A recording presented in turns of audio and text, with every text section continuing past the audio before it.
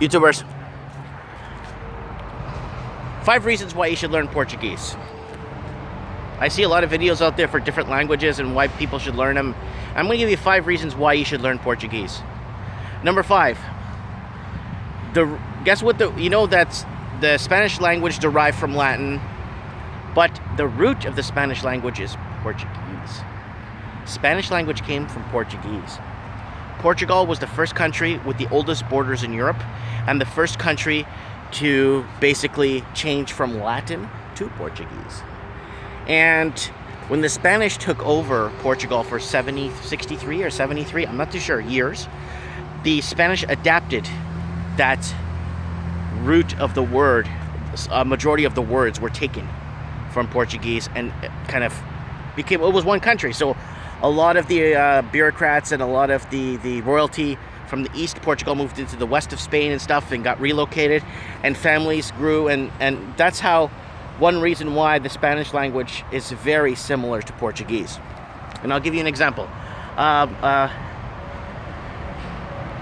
My dog, okay, I'm walking my dog here in the park, or I'm gonna go home right now, I'm really tired. In Spanish is, me voy para casa, estoy muy cansado. In Portuguese, eu vou para casa, estou muito cansado. I'm gonna go to the airport, I gotta go pick up some bags I left there. Ya me voy al aeropuerto, me dejo unas maletas para allá. And Portuguese, eu vou para o aeroporto, eu deixo umas malas para lá. So there's lots. It's very similar. It's almost like word for word. So if a Portuguese citizen from Portugal or Angola or Mozambique or Guinea-Bissau or São Tomé and Príncipe, they go to Mexico, they would be seeing that every single word they're saying is pretty much the same. Like, for example, I'll give you an example. I'm just trying to think of just stuff off the top of my head. Where are you right now? I need to see you. And in Spanish is, ¿Dónde estás ahora? Yo quiero ver usted. And in Portuguese, ¿Dónde estás agora? Eu quero ver você. There's one word different, and that was você is usted. But it's so similar that, I mean, I'm not even educated, and I speak Spanish really well. I speak it every day, and then when I tell people I'm not Spanish, they get kind of choked. They're like, why do you speak it better than my kids? My kids, I talk to them in Spanish every day, but that's just the way it is. So if you learn Portuguese, Spanish becomes very easy to learn. Softer. Portuguese is stronger, a stronger accent, right? Number 4, there's 8 countries that speak Portuguese, and all 8 countries have a different benefit to offer to the if you're into business or if you're into international trade. Angola and Mozambique are powerhouses in raw minerals, gold, silver, and production and exports in big exports in oil for Angola and natural gas and coal for Mozambique. Lots of potential in those countries to do business, but everyone speaks Portuguese in them. Brazil is the 8th richest country in the world, and if they could reform their legislation and reform their politics and reform the country to better itself, Brazil will be a powerhouse in the world market easily. You got other countries like in Timor that speak Portuguese, China, and Macau, and then you have your root in Portugal, where it's really good. Portugal, I spoke to a couple of people from Brazil that moved there. It's booming there. They own businesses. Portugal is going up. It's strong. It's powerful. Right now, you don't hear about it, and no one talks about it because it's not England, France, or Germany. So that's why you don't hear about Portugal. Number 3. What should I put for number 3? 308 million speakers. Go ahead. I want you to go to Wikipedia, and you're going to see 160 million speakers or 180 million speakers, and you're going to say, oh, well, this is wrong. How is this even possible? What am I talking about? Well, I actually volunteered for Census YouCountit in 2013. Was it 2014? I volunteered for Census YouCountit. Now let me tell you what we found, or what the numbers came up with. 202 million people came back from Brazil that chose Portuguese as their first and only language. Portuguese, 202 million. Do you know how many people speak Portuguese in Africa? 108 million. just in Africa, and not only in the Portuguese-speaking countries. South Africa, one of the major languages there is Portuguese. Find a South African right now. Find a South African friend. Ask him, did you have a Portuguese neighbor by chance?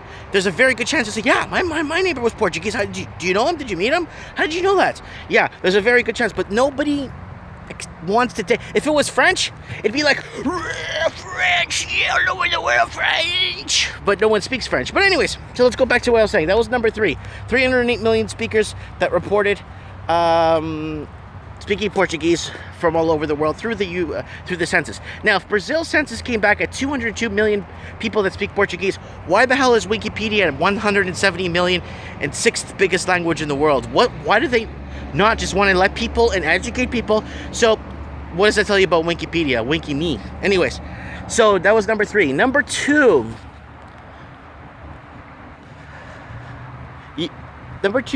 Hot women. For single guys out there, if you learn Portuguese and you can get down to Brazil, spend some time there, the best way to get around is by knowing the language, believe me. I see a lot of Americans, Australians go there. I see a lot of even people from like Mexico visit there and stuff. If you just can't talk to the people, it's really hard to get good deals. It's really hard to know where the parties are at. It's really hard it's hard for everything. I mean, especially when the countries have severely dominated. And people wonder why is Portuguese so big in Africa? Why is Portuguese so big in Brazil? And why isn't it so more diverse?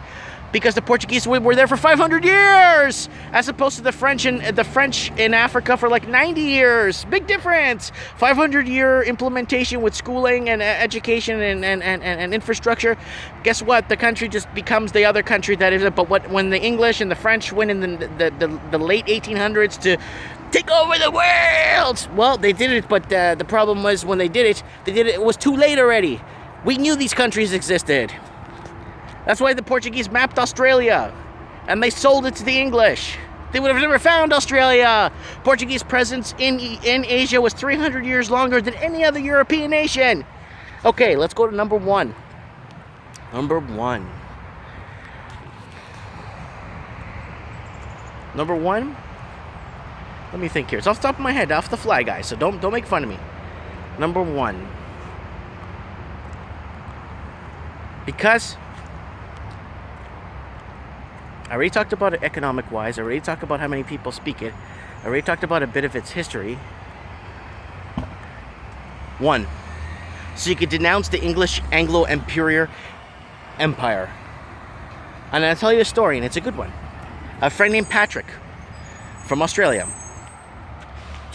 He moved from Australia here to Vancouver. And he tells me, he's like, you know what, Mikey? I'm not happy, and I don't know why. I thought if I moved to Canada, I would be a happier man. I thought I would be, I think I would find my happiness and maybe living somewhere different in a different stride of life, blah, blah, blah.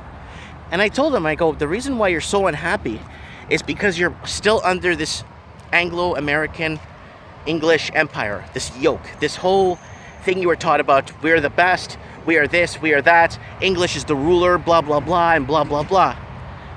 So I humored him. I said, you know what?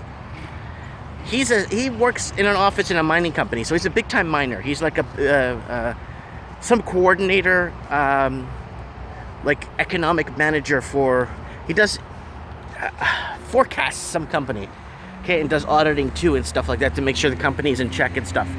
So I said to him, I'm going to find you a job in Brazil. And he's like, really? I'll get you a job in Brazil, but you're going to have to find a translator. They'll probably find you a translator, but I'll get you a job in Brazil. He's like, oh, okay. So I got his resume. I sent it out to a couple of companies in Brazil. I read what their qualifications they wanted and stuff.